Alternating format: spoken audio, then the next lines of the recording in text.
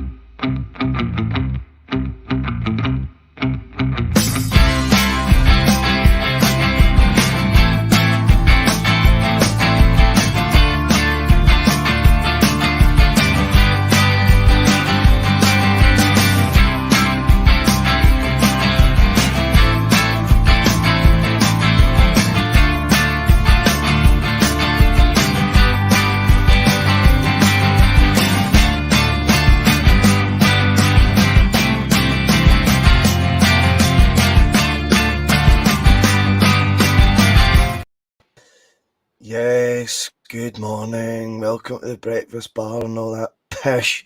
How do you do this at this time in the morning? How's everyone so... Oh, good afternoon, Johnny. I always chirpy in the morning. How do you so... I've decided everyone's just a big liar and they just need to get up in the morning and then they dress it up as, oh, well, because I need to get up early, I'll just kid on that I'm all chirpy. This time in the morning is terrible, man. Johnny... I'm only kidding, I'm fine. Boycie. How the devil are you, big man? How are you? I'm doing fine on this wonderful mid-morning. This isn't mid-morning, mate. Oh, come on. This isn't mid-morning, man. This is like the crack of dawn, no? No way. Honestly. Mid-morning.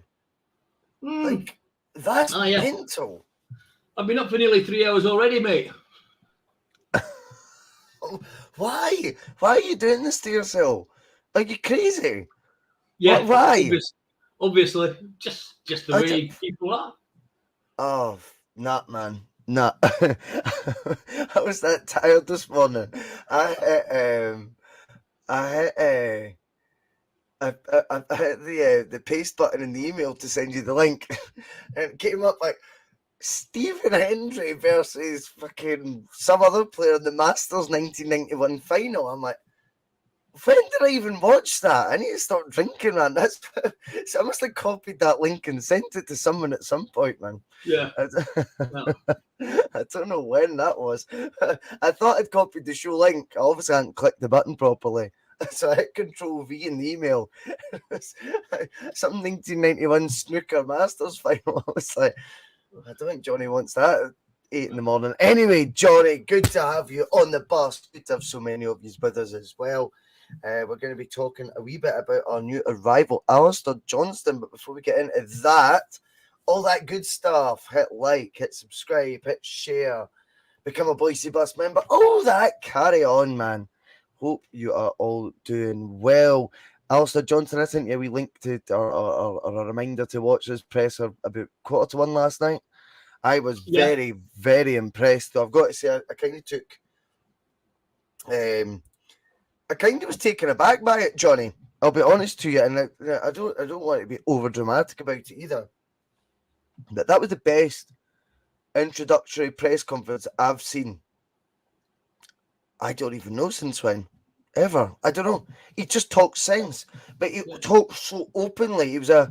He talked freely, like he wasn't, reading off a script. Do you know that way where it's like fucking everyone's talking? Oh yeah, I'm just gonna work really hard and do my best for my teammates and my colleagues. No, no, no. Alistair Johnston's talking about, body checking players and using his hockey influences, and he spoke openly about the fact Celtic had got in touch with him 2 months ago to get this signing over the line. What was your first take or takeaway from the press conference? How impressed were you with big AJ, as it were, Johnny?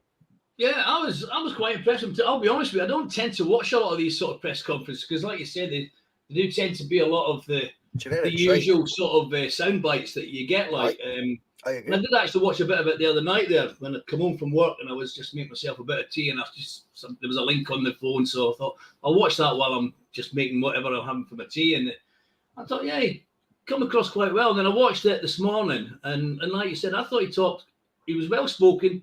He did speak a lot of sense. He wasn't gushing about Celtic. I've grown up in a Celtic family, living in Canada. Never missed a game. We were up at 3:00 in the morning, and I know there's lots of people. He had Adam Matthews name and number on the back of his shirt and all that shit. Do you know what I mean? Yeah, he spoke. It was nice to hear that when Yama was saying good things about the club. For him as well, and that almost helped make his mind up. And then obviously after he spoke with Ange, that sealed the deal. But yeah, but you know what they say, talk is cheap. We'll see what he's like when he gets on the park. Yes, talk is cheap to an extent, but I think he gives a wee bit more insight, shall we say, Johnny, than other players. And I want to talk about that as well because see when he came in, yes, he spoke about the qualities he'll bring, and we can take that. JTP Mac, who mentions me quite a bit on Twitter, he made a brilliant point about that, and I'm going to discuss that. But what I was also very intrigued by was he was asked about the influence of Ange. Now, again, you can call it the generic shite all you want and that, but again, I didn't get that vibe from it. I think he spoke very openly, and he was like, Ange Postecoglou was massive in me coming here, and it's because of the conversation. His power of persuasion right now, Johnny, strikes me. Now, we can sound the klaxon as early as we want, but I ain't playing no klaxon at this time in the morning. I wouldn't do that to anyone. But Martin O'Neill definitely had the powers of persuasion and was given the autonomy at Celtic to go and get his guy. Go get his guy. Go talk to him. Go convince him. Gordon Strachan, whilst downsizing at Celtic, was also the rep, if you like, to go get Roy Keane. I don't know if you know about that. He went to London and basically, Johnny, sat down for dinner with Roy Keane and told him, you'll struggle to get a game for me, pal, even though Real Madrid are offering you a 2-year deal and Everton as well, 18-month deals. And actually, what Gordon Strachan went down and did was he used the Jedi mind trick of, you'll not get a game at Celtic, mate. And Roy Keane says in his book that triggered him to sign because he thought, cheeky bastard. Yeah. And in this instance, what Ange does is sells his vision. He sells it. He goes, this club's massive. Here's how we're going to play football. Here's how you fit in. And apparently, according to Alistair Johnston, that's exactly what he wants. That is it all met up. Are we seeing right now? The Celtic, albeit we can't be too hypocritical. We spoke about Peter Lawwell and all, that influence that might be ever growing, Johnny, as we see him take situ come January. But by the sounds of what Alistair Johnston's saying, we've no reason to doubt him. It looks like Ange's front, left, and centre of these transfer negotiations and player negotiations, mate. I love that because that's who you're going to be working with day in, day out. And I don't think Postecoglou is the type of guy to go, oh, you'll be my favourite little right back of all time and all that nonsense. I think it's Ange selling his vision for where he sees Celtic, and players like Alistair Johnston on the back of a World Cup or during a World Cup, whenever he's agreed to terms, is loving life. Yeah, I think Ange is front and centre of the conversations because he never spoke about anybody else that he spoke to at Celtic. It was all just the manager he kept talking about. Yep. So I think that's definitely it. I did like the fact that he says he likes playing an attacking football, but an attacking football team, but defending's his passion. I'll be honest, I haven't seen any of his games in the World Cup, and I do like the fact that Ange got him booked up approximately a month before the World Cup. Was that Ange thinking, if this guy has a great World Cup, the price is going to bump up a bit, and there'll be other people looking at him, so I'm going to get in there because this is the man I want, and I'm going to get in there quickly and get him signed up pre-World Cup price rather than post-World Cup price, like, you know. Who's flagging these players? Who's flagging these players to Ange? That's what also interests me. Now, there's two sides to it. I want it to be the manager that sells Celtic, right? Because for too long, I don't think we sold Celtic well enough, and I think that was, that was becoming quite apparent. With the players that we were signing over a period of time that weren't all that inspiring. Yeah, the guys that Ange has been getting, obviously the first noticeable thing for me, Johnny, is their age bracket and then the length of contract that these guys are signing. They're committing to Celtic for 5 years. The fact that it's Ange that's, heading this up when it comes to these negotiations is really, really encouraging for us as a club. Because firstly, it would suggest, and by the way, once bitten, twice as shy, i.e. Brendan Rodgers and stuff leaving, mid-season, but it does suggest that this long-term project, etc., Ange is very much invested in, Johnny. And, you can't be bringing in loads of players on that sort of length of time. I don't want to sound too naive, but you can't sign, when you're signing players on that length of time, it's clearly because you've got a vision yourself of where you see the club going. And 9 times out of 10, that would mean you see yourself as being part of that as well. That encourages me also. Yeah, I was just going to say something along similar lines without, you said, being naive. The fact that I think nearly everybody we signs on a 5-year deal, isn't it? There always seem to be 5-year deals. But it wasn't that for a long time. No.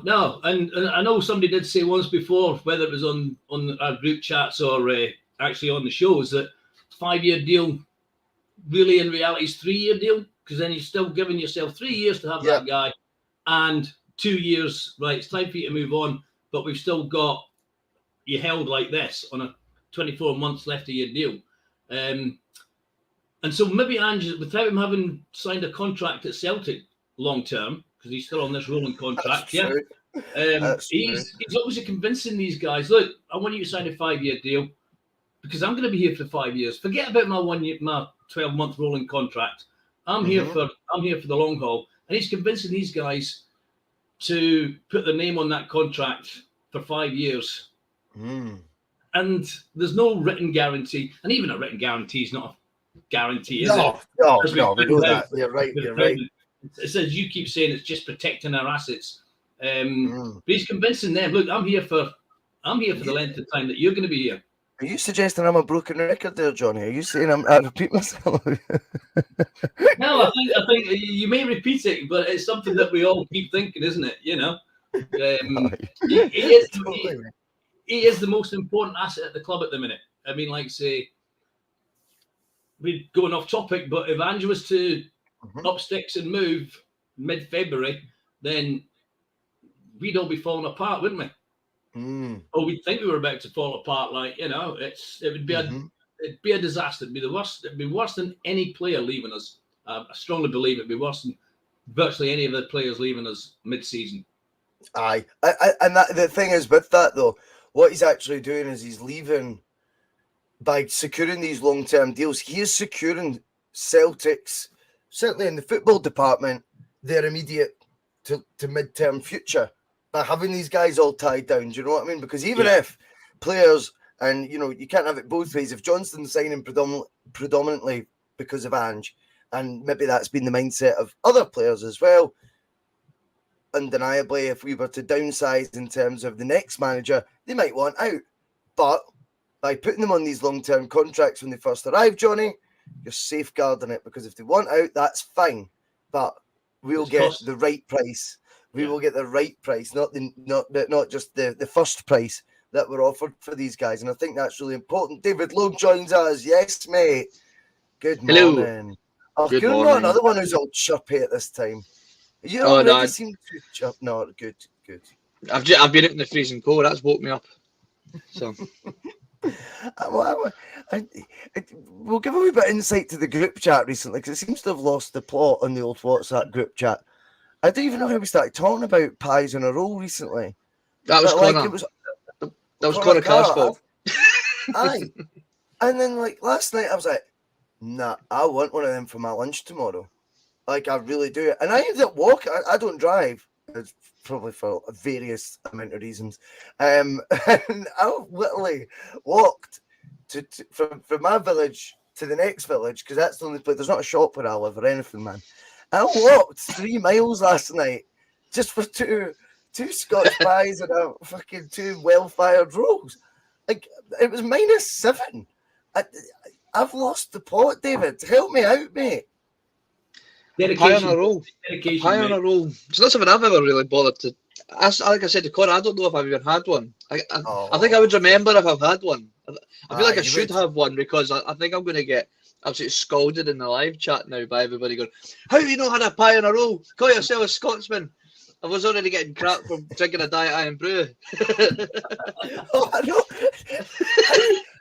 How was that, folks? Takeaway. Someone was watching the G4 Studios show, Johnny, and like the first point they put in the comments is, "Is she drinking Diet Iron Brew? How the fuck is he Scottish, man?"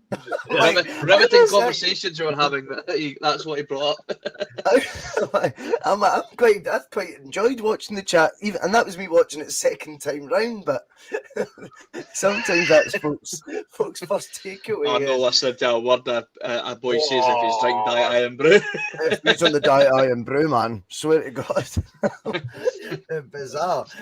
David, we're talking about Alistair Johnston. I didn't actually realise you were coming on this morning, so I'd sent Johnny. He's calling it homework. It wasn't quite like that. I just sent him a thing, if you get up early, watch it. It wasn't me going, oh, you. But, you've changed, Boycie. You've changed. I know. There's the boss onto me already, yeah. But I was watching the Alistair Johnston interview around midnight last night, and I was really, really taken by him. But there was a couple of takeaways as well that I took from it. I'm going to read you a quote by him, and don't worry, it won't be the full article, David. Keep that for Sundays, mate. Keep that for Sundays. I'm teasing, mate. I'm teasing. But he said, basically, when asked about Postecoglou, it was no immediately. That's how he felt straight away about joining Celtic. I think when you hear a manager who speaks the same language in terms of what he wants to do and has the same vision as you as a player, that is something that really speaks to you. For me, he's trying to bring in a revolution of young players who have similar inspirations or have a bit of a chip on their shoulder, and I like that, wanting to go out there and prove something. Postecoglou does seem to be very much, I was saying this to Johnny, he seems to have a wee bit of control of the transfer negotiations that I don't think has been afforded to managers enough of late. And I include Brendan Rodgers in that. I think Brendan Rodgers really had to sell us as Stepping Stone FC. And I think even then he was up against it in terms of what the monetary side of things were getting offered to these players were. Whereas it feels to me like Ange goes, there's the guy I want. Can we go and get him? And the board are going, we'll do everything we can to go get him. And if he's within a certain budget, we'll go do it. Right. How do I get the contract over the line? Oh, you go talk to him, Ange. And it seems really, really refreshing. I think Ange will be given, obviously, the actual money size of the contract, I'm sure other people deal with. But in terms of using your powers of persuasion, there ain't no dark cloud at this moment, of course, David, at this moment, that are hanging over these contract negotiations. It seems very much like it's a positive experience for these young guys, even chatting to Ange. And I just love that, a revolution of young players who have similar aspirations, or maybe, and this is crucial, a chip on their shoulder. Take it away, David Lowe, because that's good shit, isn't it? I love that. It's always good to have a wee chip on your shoulder because, that means that you're out there to prove something. You know that you've got something to prove and people have either told you that you can or don't believe that you can and you want to prove them wrong. So you've already got a guy that's already got the determination to prove not only is he a good player in himself, but also for a team like Celtic. He's like, I'm good enough to go play for a team like Celtic. Of course, I'm going to come and play for. He's not going to shy away from that.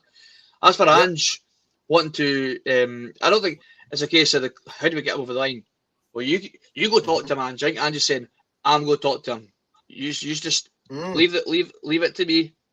I'll do the talking. You just follow my lead. You just sign the You just get the contract drawn up. I'll get him to sign the contract. That's what's going to happen here. It feels like What I love about what you said about, like, you know, Ange clearly has such a massive say in who we're going for. I mean that's evident. When have we ever looked at a right back in the MLS to come?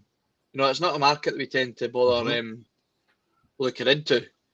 You know, and not that I watch a lot of MLS, but it's always been quite well known that there's never been much defending going on in that league. It's always been very attacking. They like Americans like the high scoring sort of sport, so they've never been too fussy about defending. That's probably obviously evolved a bit since then. But if you're being highlighted as a good defender in a league like that, then you must be doing something right. I think anyway, personally.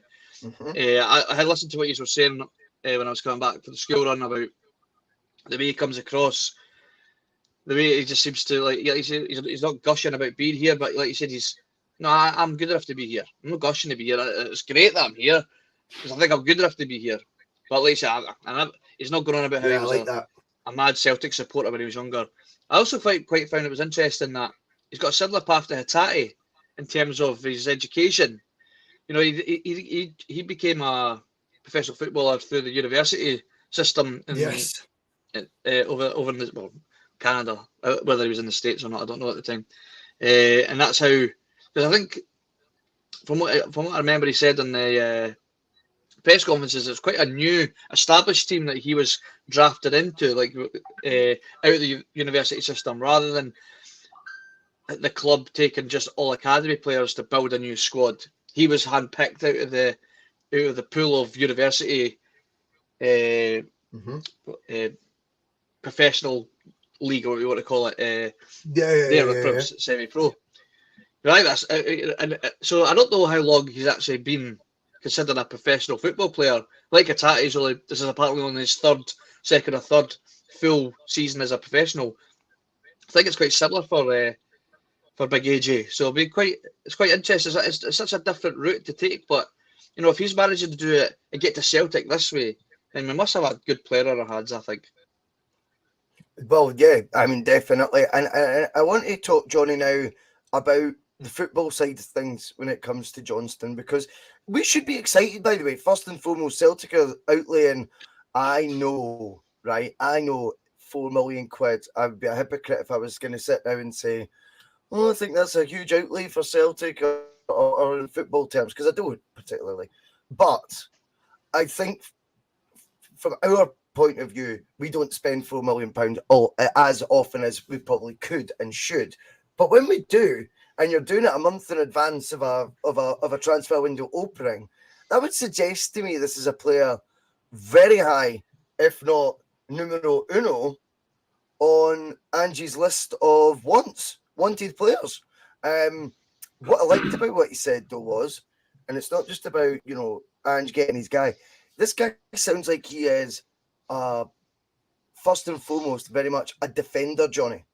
This guy loves the tackle. There was various references that he made to he lives for defending and loves defending and all this sort of thing.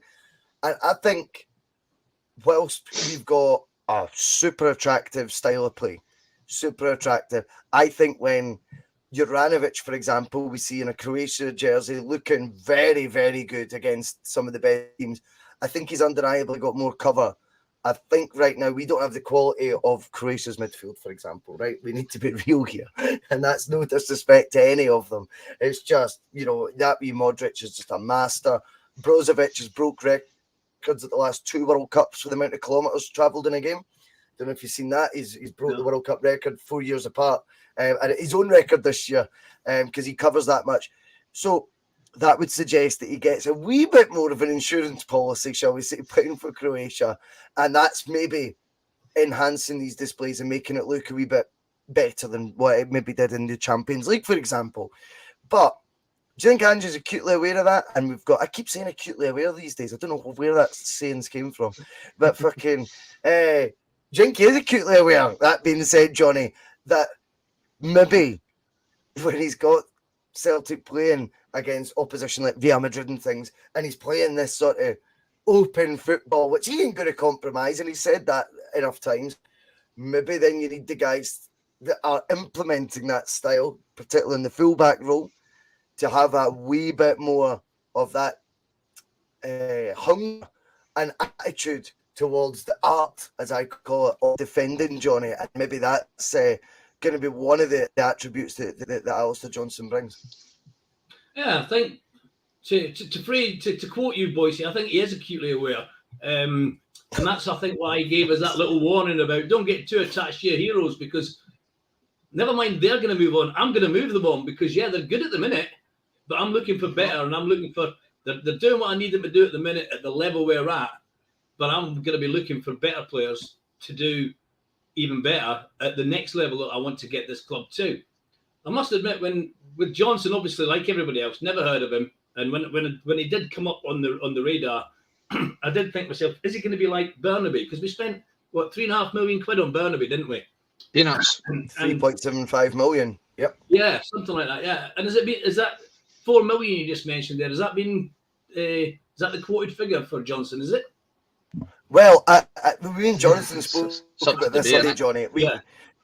Aye, like the first rumor was he was 900 grand, then it turned into 6 million, and I wonder if no one has a clue, and they've just all the press to meet in the middle. Okay, yeah. I don't know if I'm freezing here, by the way. Yeah, you are a bit freezing there. Yeah, there you go. You're back. You've woken up again. No. But what I was going to say, the reason I mentioned Burnaby, I just caught that one, did you? The reason I mentioned Burnaby is because he's obviously, we thought when he was signed, he was coming in as to take Taylor's shirt, and it hasn't worked out that way. So has he always been seen more as a project? But he was a lot more inexperienced than what Johnson seems to be. Johnson, I know he's been playing in the MLS, but he's been playing for the Canadian international football for the last 2 years. So he carries a bit more maybe weight, substance about him than Burnaby did. How old is Johnson? Is he about 24? 21. Oh, is he 24? I thought he was older than that. No, he's about 24. You're right. Yeah. Oh, is he? Wow, okay. He's got a couple of years on Burnaby as well. So maybe he is being seen as a direct, or not direct replacement for anybody, because JJ's not gone yet, and we've got Big Ralston there as well. He does a good job, by the way. But he's maybe been brought in. You are actually going to be coming in here for competition for a place like, you know. So, but I think going back to the acutely aware, I think Ange is, and that's why he's been warning us. But these guys are going to go, and JJ is the first one, and we're going to. Well, there you go. There's your answer. But I think JJ might just be the first one that's going to be moved on. And let's face it, at the minute, we've all said it, he's the one that we're, if not happy, then we're not overly concerned about the fact he's wanting to move on. No, that's absolutely true. And I think we need to have, when we're playing the style of football we have, whilst if that's not going to be compromised, then we're going to need in there that like the art of defending, David. There's no getting away from it, because at times we're vulnerable. And I think I've said this before. I think whilst Ange might have, a huge focus on league duties, I also think his second primary focus is Europe. And I think, he's took stock from that Champions League campaign, and that experience alone has led him to going, well, whilst ideally Uranovic I've worked with for 18 months and we mould him and we keep working with him, whilst that would be great, he also is aware that these guys are going to be moved on and shifted on at some points in time as their profile grows. And the next guy I get in, I'm going to bring him in with attributes that maybe the guy departing doesn't bring as much of to the table. Alistair Johnston lives and loves defending. Lives for defending, loves defending. Whilst also, we could tell by particularly display at the World Cup, can get up in the park as well.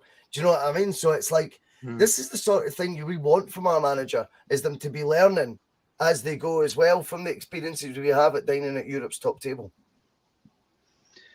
Yeah, I think so. The way I see it with Ange bringing AJ, remember Ange used to be a fullback, and he did say he had been a fullback because he didn't want to defend. He wanted to bomb forward and do all the attacking side of stuff, and he couldn't really be bothered doing any of the sort of tracking back and defending, the job that he's kind of, really meant to do. So he understands the mentality of what he's kind of looking for. He goes, I need a guy that's willing to do both. I know I didn't want to do both, but I know there's guys out there that do, and JJ probably isn't one of those guys. And like you said, the way I see JJ is, or Uranovic, or Fireball, what you want to call him, right? He likes to get forward, excuse me, and he's always looking to try and get an assist or score. Whereas I think when you're going to see like the likes of AJ, when he comes, he's going to be willing to track back. He's going to be willing to go forward because that's going to be one of the main jobs that Ange's going to ask of him as a modern day fullback. But he's got to be also have the desire to want to run back and make that last ditch tackle and or smash into the guy going forward, and he'll celebrate that like he's had an assist or a goal. And I think that's the difference of maybe the attributes and the psyche that's he's bringing in. JJ is just a perfect example of just flipping something to make to then move on to make a bit of profit to buy the next thing that you're after, and that I think that's always been the game plan. It has to be the game plan, because I think Ange's maybe seen Uranovic and went, "You're good, and you're probably maybe a little bit better than this the league that we're going to bring you to, and I'm going to use that." But nobody's seen it yet, but I've seen it, and I'm going to take you. We'll get you win a league title, get you a wee shopping a wee trip to Europe, and then we're going to flip you for some decent cash, and then I'm going to buy another guy who has the same attributes as you, but it's maybe as fashionable because he's not a European-based player. Mm-hmm. But Ange's got this big, wide net of players that he's watching. I mean, where has he seen this guy? This is what I can't get my head around. It's like, where are you seen this guy for? Never in my life heard of this guy. It's not even like a player that's popped up on like a Football Manager or a FIFA that's kind of been like, oh baby, he's a good wee player to get in your squad. Keep an eye on him. He's going to be hitting Europe soon. Completely. I hadn't heard of. It's like, well, we've got this guy. Oh, we're watching Canada today. Hear that right back looks all right. Yeah, he's been linked with Celtic. What? 2 months ago, Alistair Johnston revealed that he'd got his first sort of insight into this. And you're right. See, normally as well, see if there's been like some other influence there, they start getting credit in the papers or somewhere along the line at that press conference of who first spied this guy, who's seen him first. Yet there seems to be a general consensus without it being spoken as such. Ange. It's Ange who's found this guy. Because we would know about it. If there was someone else out there, they'd be taking a wee bit of credit by now, wouldn't they? The story would be out there, wouldn't it? Johnny, I would want to talk about as well the potential departing player in Uranovic. Now, we've spoke about his potential value. We've exhausted that point, I feel. Where, though, on a side note, do you see his direction of travel now? Where does Uranovic, what sort of level of club does he wind up at? And how does he fare? The most recent link was Barcelona that I've seen, Johnny. I mean, I would be... Gobsmacked, yeah, because I think Tattoo Face comes in. Brilliant to see, big man. And he's saying, remember the 94 World Cup, for example? Loads of players were snapped up by top sides. Loads turn out to be flops. Is this a moment in time where Uranovic is in a World Cup of his dreams at the right moment, considering his age, 27, and he is going to get the best possible contract he could ever have dreamed of? Do you see, though, Uranovic in a space where he's representing a Barcelona of the world, Atletico Madrid's been another link, or do you think it will be the more realistic sort of move, like a West Ham, something like that? And if he were to go to any of these clubs, you can go through the levels all you want, David, whether it be top end like Barcelona or middle of the road like West Ham with a huge payday. How does he fare at that sort of level? And can he do it week in, week out in one of these top leagues? I think it's going to depend on, and it's a bit like what Tattoo Face have been saying there, it's going to depend on whether they're going to buy him off his Brazil performance. And I've not really seen much of the Croatia games in the World Cup. I watched most of last night's one, but we even managed to sort of lose interest in the second half of that once the game was obviously beyond Croatia. But it's going to depend on whether they buy him on the Brazil performance, because, as I said, I listened to some of it while I was at work, but the way the pundits on whatever channel it was showing were raving about him, I think he's going to end up potentially in England. And if they buy him off that performance, then we're looking at good money. It's whether they look back at other games. You know, anybody can look brilliant in one game. And don't get me wrong, I'm not going to say that Uranovic is not a good player. I think he is a good player. And I think he could quite easily go into most Premiership teams. Do I see him at a Man City? No chance. And maybe somebody like the level of a Newcastle, who are on the way up, might be interested in him, depending on what they're looking for. He's a low risk signing. He's a low risk signing for any of these clubs. That's what we need to remember. When we look at a player and we go, well, that's $4 million we're having to spend on. That's a lot. That's a bit risky. You know, signing a guy off of one performance. I don't know. West Ham. You know, even at 20 million, that's chunk change for teams like that. It's just a total low risk. They'll bring him in if he looked class against Brazil. He's started every game for Croatia in the World Cup. He's never looked really out of place. You know, if he doesn't hit the ground running, I might be a decent squad player. We'll move him on in the summer. It's not a big deal. We'll bring someone else in. We don't have the luxury of that kind of thought process when we look to sign players. Yes, I think that's the difference. A Barcelona can go, you know, it's not really out of the realms of this world that Barcelona go and sign him. They signed that Braithwaite or whatever his name is. Braithwaite, yeah. You know, just because they needed somebody. They just needed somebody, or we'll just sign him. Yeah. And then I mean, he's like apparently one of the richest footballers in the world because of his estate agency group. He made a decent payday off it, and he's probably not even bothered that he wasn't getting much game time. And then he goes and signs for their biggest, their local rivals. You know, they're probably not even bothered about it because it was like, well, we just needed a squad player, and he was on top form then, and we needed him in. We got him in, and it didn't work out. But we're Barcelona. We don't care about money, clearly. So, if a big club like a Man United, there was Man United as well were being touted about looking at signing Atletico Madrid. I think they're looking at he'd be a good squad player.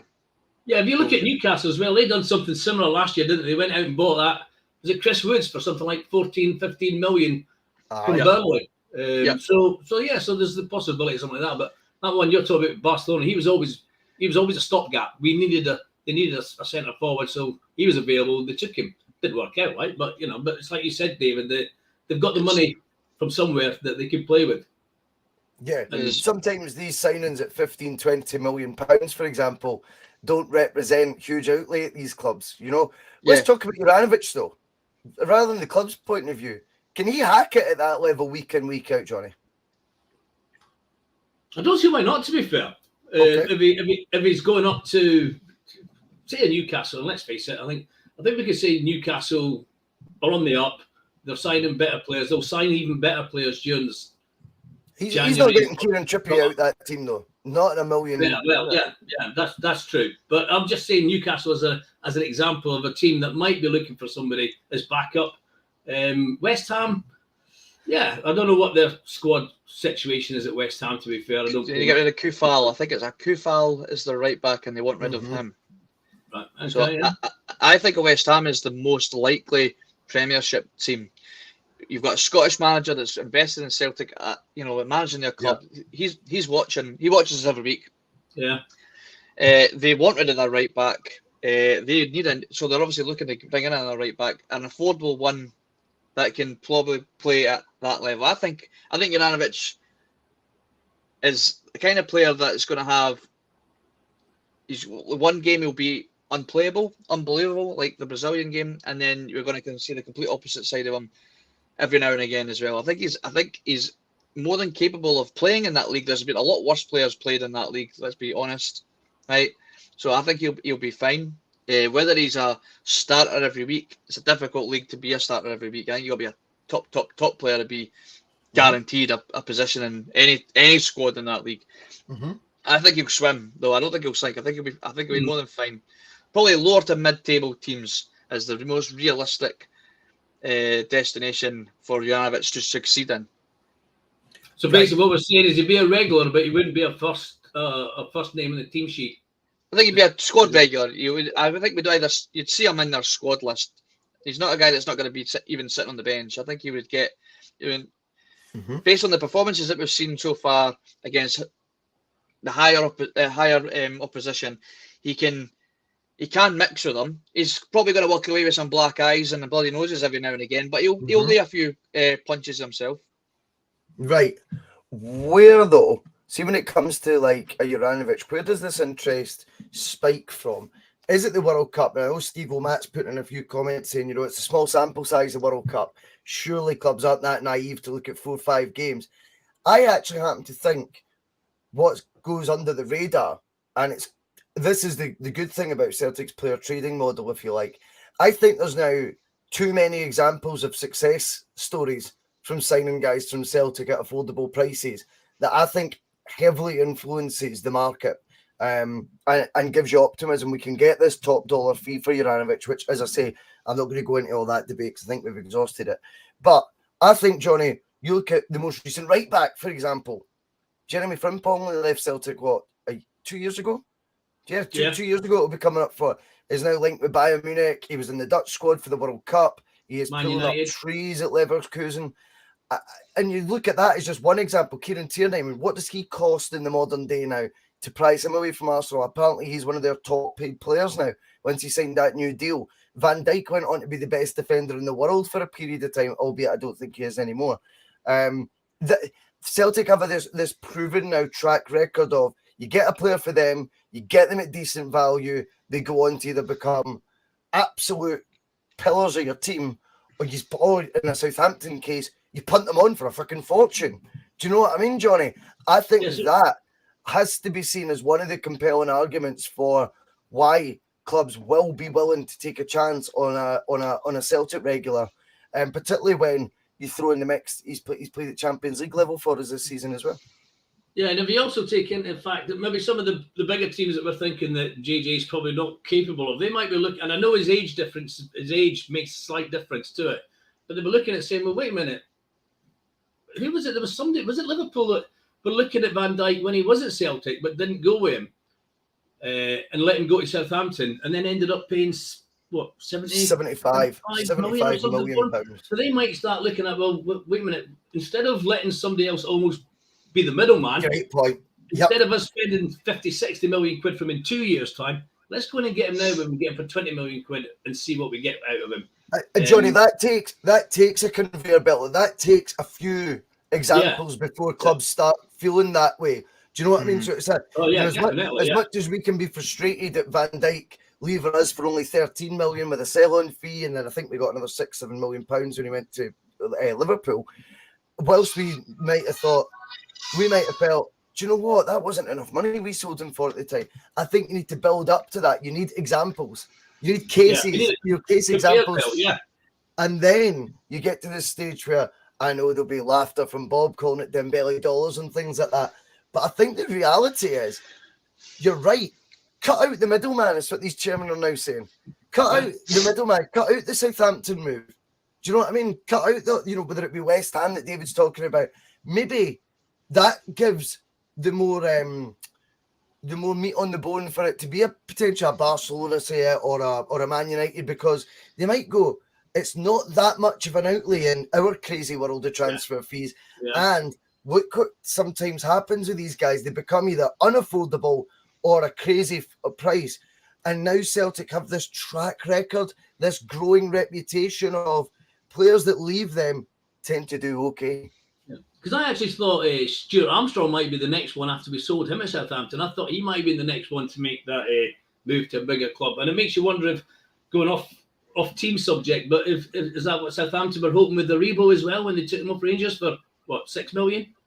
Hoping to move him on in a couple of years' time. I don't know. Yes. Obviously, Southampton's trajectory at the minute, they've been struggling in that, so that might not work out that way. But I think that's what the bigger clubs might be starting to look at. I think when it's like you said, we've got the conveyor belt, we've got a track record, we've got a history of it. Right, okay, let's stop them going there. Let's get them in first. Because also you've got to remember, if you're paying £75 million for somebody like a Van Dijk, you're also paying £75 million worth wages. Yeah, totally, mate. Yeah. So if you're signing for 20 million, the wages are going to be less. But it's all conjecture, that isn't it? It's all, are they willing to take the gamble take the risk. Yeah. So Southampton spent over 25 million on a player from Man City that had never kicked a ball. Like, never kicked the ball for the first team. I don't think he ever made even a substitution appearance. It was a youth academy player. It was a striker. I'm sure it was a striker or a winger. They signed two of them, actually, straight from the Man City academy. And they were about 20 odd million. I remember them discussing it on TalkSport that they couldn't believe that Southampton were willing to risk that kind of money on players that had never kicked the ball in the league. So this is another example of the risks fairly low with a Uranovic, I think. If you're willing to spend that kind of money from a Man City academy, and let's face it, there's plenty of players coming to that Man City academy that haven't, mustered much up. You know what I mean? So Uranovic is a fairly safe bet, I think. For no matter what the price tag is for it, like for these, what they're willing to pay for, or whether it's a 10, 15 million or 25 million, I don't think it's not a massive risk for them. Well, we've taken a few out of Manchester. I know we haven't signed them; we have had them on loan. But you look, they've gone on to have decent careers, haven't they? Boycie, Denier, Frimpong. I mean, they all came from Man City, didn't they? Or they came through Man City, right? The Man City links are wild when you look at the amount of players that have trodden that path from City to Celtic. It's actually frightening. We could dedicate a full show to that, to be honest with you, because it's unbelievable. David, we'll move on to matters domestic. The football is coming back, mate. Not coming home. The football is coming back. Saturday, 12:30, Pataudry. Looking forward to that, mate? I am looking forward to that, mate. I feel like it's been a fucking lifetime since we've seen Celtic kick a ball domestically. So yeah, I'm really looking forward to it. Will it be comfortable? I don't know. It's always a bit of a dodgy one when we've not been playing for a while as a team, but I think Ange has been keeping the guys ticking over fairly well. That we should really just kick off where we left off last time. Aberdeen always it's always funny when we go to Pataudry because it's either really they make it difficult for us and we end up still getting away with the result, or we end up absolutely smashing them. So I'm fairly confident we'll get the result either way, but I'm sure Aberdeen will be up for a fight. So we'll just have to make sure that we bring our best game to put them away and get us back on a good start to the second half of the season. We've got to put a marker down. We've got to make a statement. I agree with that because Johnny, obviously, our title rivals, as they will be telling us, they've got, oh Mickey, you're so fine, you blow my mind, Mickey Beale, the world's #1 assistant manager, is now in the door, in the building. The revolution has begun, Johnny, and they've very kindly been given a Thursday night fixture, so they can lay down the first marker that Dave was referring to. And it's so important we start the second period of the season with a statement of our own. It's so important. And our record against Aberdeen is actually, I think you're downplaying it a bit, David. Our record against Aberdeen is brilliant. We always do. We seem to have the beating of them, to be honest with you, year in, year out. Albeit they're on an upward trajectory under big, handsome Jim Goodwin right now. But I think, Johnny, for me, we have to grab the bull by the horn Saturday. The chances are they'll pick up 3 points on Thursday. That takes the points gap down to 6. They start seeing, light at the end of the tunnel. We just go out Saturday, do our thing, blow Aberdeen away, and get back that 9-point gap. And as David says, lay down that marker. It's so crucial, isn't it? Oh yeah. I mean, at the end of the day, I would take any kind of win. But what we really need and what we really want is a good win, a good performance, and a good win. And the question is Cameron Carter-Vickers available? Yeah, he will be. Yes, yeah. I'd be driving him up to Aberdeen if not. I can't even drive. Yeah. So he's in the squad. I've heard some talk of him saying they didn't know whether he was going to be there or not, eligible or for whatever reason, but if he's there, you obviously, I mean, he's I know we're talking about winning well, and he's a defender, but, he was he's an integral part of the team. He's one of the men that I don't like to see us not in the team. But we've got to win, and we've got to win well. Good performance, and get the points, and add a bit more to the goal difference as well. Aye. Get business done, basically, yeah? It's going to be difficult, though, because that's Mickey Beale getting the brown brogues back out, so... Oh, yeah. I don't know how we're going to cope. I tell you what, though. See, Thursday brings a different type of pressure for them. Albeit, I see them getting their 3 points on Thursday. So, yeah. But there is a complete different element of pressure that Mickey Beale's found himself in. I think, firstly, I don't know what he did for his reputation by saying he would, about loyalty and things, and then departing QPR so sort of suddenly after. But I also think as well, you're going to find out that this guy is going to be managing his 25th match ever on Thursday. You know what I mean? This is not someone coming in with the CV. We can't have it both ways as Celtic fans, right? Let's get this right. Because we 100% were saying when Gerrard was in situ, oh, Michael Beale's the brains behind that. Gerrard's a dumpling. Now Mickey Beale comes in and we say, oh, I've never had an assistant manager getting so much credit in my life. So, but the Rangers fans are doing that too, though, Boycie. Yes, I know. That's a great point. No. Gerrard, it was always Gerrard. Mickey was always a good coach, but it was always Gerrard. Mickey said, listen. I mean, Gerrard was the face of our club, but it was really Mickey Beale that was so they can't have it both ways either. So, it goes both ways. I think the Rangers players on Thursday night, they're going to have a different type of pressure on them now, because the pressure they're going to have on them now, although as a Rangers supporter would say they've always had an expectancy, but now they really have got an expectancy that they're going to go out there and blow Hibs away on Thursday night. Whereas before the Gio got the bullet, they were going into games. We need to get a result here. They weren't expecting it. We need to get a result. We can't afford to drop any more points. We've got to have a maximum of 9 points out of 9, which they didn't get. And I don't think they really believed in their heart of hearts that they were going to get. So there's a different type of pressure on the Rangers players on Thursday, because they are expecting a 4 or 5-0 performance. Yeah, the hype job's been very much in place, which is all great and well when football games aren't being played. But when it comes down to the nitty-gritty, mate, one thing we've got evidence of, and now people can argue with this if they want, that's fine. But the core of that Rangers team is relatively the same for years. 3 or 4 years, it's been relatively the same. At no point have they enjoyed the chase. The one time that they looked impressive was once they built up a lead. They knew how to drift off, if you like, into that lead. But when it came down to chasing, and Michael Beale, his fingerprints are all over this as well, depending on how much credit or non-credit you give him during his first spell at Rangers, which leads to a complicated argument for them to try and bat away. They've never enjoyed chasing us, David.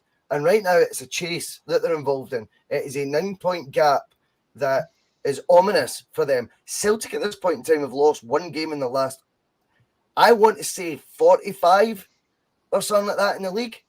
Mm-hmm. Something like that. Someone could correct me in the...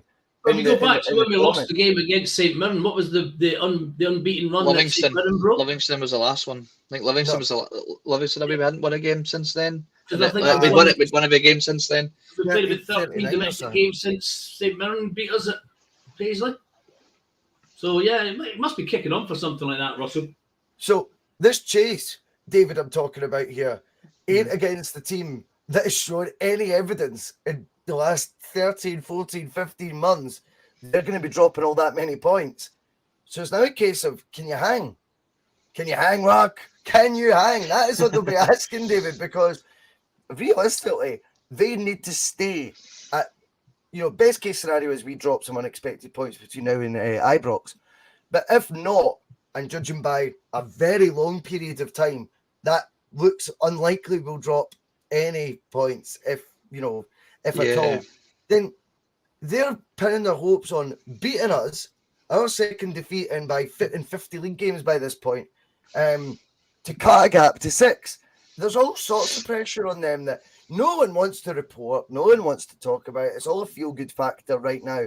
But as I say, this is all very well said and good when there's no football matches being played. We're looking at our examples and our confidence based very much, David, on results. And a huge, Steve O'Matt was talking about the World Cup being a small sort of snapshot, if you like, of evidence. Well, Celtic's form in the league is built up over 15-month period. We're talking about nearly 50 games, 1 defeat. That's a juggernaut to be trying to chase at this moment in time for them. Yeah, you've just taken the words out of my mouth. Celtic right now are a domestic juggernaut, and we're we're going into the second half of the season. It's like starting all over again, but we've got a 9-point head start. You know, that's a daunting task for any team to go. Even if we win on Thursday, all right, okay, we've bridged the gap a little bit, but then if they go and get another result, that's them back 9 points clear again. That must be exhausting to know. That's a great way of putting it. You're relying on. End of the day, the ball's in our court. It's for us to drop.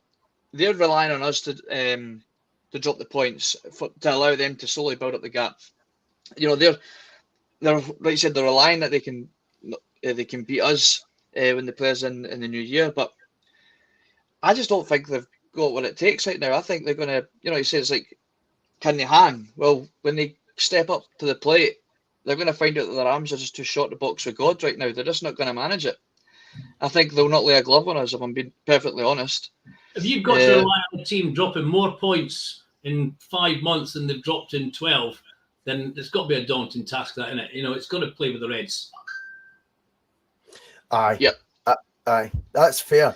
I just think, you know, there's got to be, they've obviously got to have a buy-in, right, when they've got a new manager and they want to get the fans on side. And they want me to have that new manager bounce as well. You got to give that always. You always take that into consideration a little bit, that they'll have this new manager bounce where they want to impress the manager, unless you're Kent and Morelos, because I don't think they're going to be hanging around. But I'm sorry to cut you off there, Boycie, but no, you're fine. I think that needs to be taken into consideration a little bit as well, because it always tends to be the case. He's got to hit the ground running, and that bounce has got to happen as well. And if it doesn't happen in the first game, then it's really pressure's on immediately.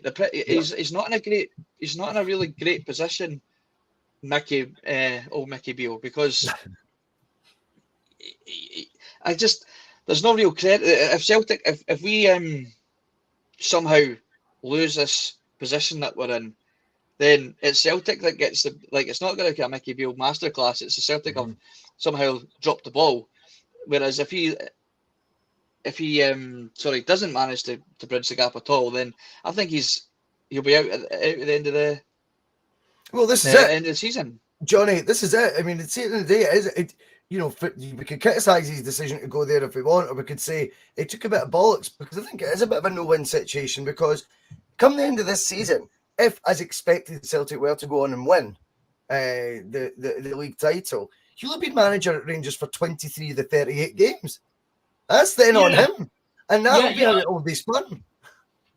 Yeah, it could be, but I think it would also be, well, the title was already gone before he arrived. I think that's how it could be spun, actually. You know, it was Dewar that cost the title, not 23 games out of 38, though, mate. Will stink if he doesn't, honestly. And I know, you know, it's unlikely he wins it, but I think 23 out of 38 games, if he's not kept the fans on side, and that'll be based on displays, I suppose, and performances, if they can't bridge the gap, 23 out of 38 suddenly becomes Mickey Beale didn't win the league as opposed to Gio. But I do. Yeah, I'm not arguing with you on that front, but I think that's how he could try and spin it himself. Look, what do you expect me to do? We were 9 points, effectively 10 when you take it the goal difference in the account behind when I arrived.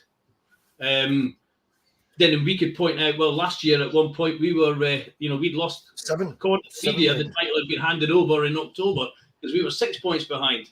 And we, up until about this time last year, wasn't it? And then we clawed it back. So all different ways of putting a spin on it. Depends what political party you belong to, I suppose, doesn't it? Yeah, that's very true, mate. Very true. On that note, we will call it because I've got work to start. Don't know how you people all get up at this time. You're all mental, but thank you to so many of you for jumping on the bus. We will be back next week for the breakfast bar. I'm out my huff, David, when I was like, this is the last one, I promise. None of this. This is suck it. None of this getting up before his daylight pish, yeah. I don't know how folk do it. But we will call it there because, like I said, I do need to start my shift. It's been brilliant having you both on to the 60-odd watching live. Hit the like button, smash it, hit subscribe if you've not already and all that shite. And if you want to share the post, that would be much appreciated. We will watch the numbers grow as the day goes on because people will be getting their fill of the bus. We are looking forward to the game at the weekend. We'll be doing a sort of full preview on Thursday evening on the TNF. And then Friday, we've got Phil's Big Fat Quiz, which I'm dreading because it's based on everything that's happened this year. and I've just been speaking shite the whole time, and that's going to be horribly exposed come Friday night. I've not got a clue what I'm talking about. Anyway, we will call it there. Thank you so much to the Logs for joining me for the breakfast bar. Have a brilliant day, whatever you're up to. If you're working, don't work too hard. See you later.